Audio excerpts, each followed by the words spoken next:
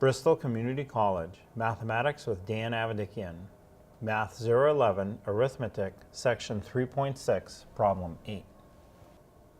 This is Section 3.6, Problem 8. It says write the number as a decimal, and we have 3/8.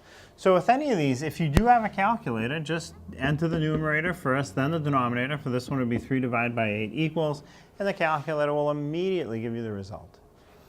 If you don't have a calculator, what you do is set up a division problem. The numerator of the fraction, or top, will go under the division symbol, and the denominator, or bottom of the division, will go in front. So you have to divide 8 into 3. Well, 8 won't fit into 3. 3 is just not big enough. So write the 3 as a 3.0. Bring the decimal straight up in your answer, and just figure that you're doing 8 divided into 30. 8 will fit into 30. It'll go in 3 times. 3 times 8 is 24. And now 30 minus 24 is 6, so it didn't go in evenly. So what I can do is just add another 0 after and bring it down next to the 6. Excuse me.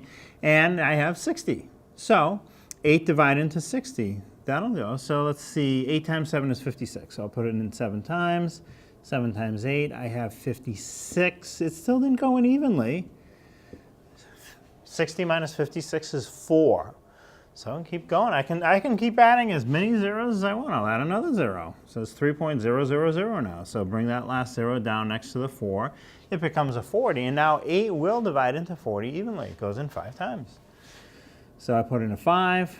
5 times 8 is 40. 40 minus 40 is 0, remainder of 0. So now we're done. It's 0.375.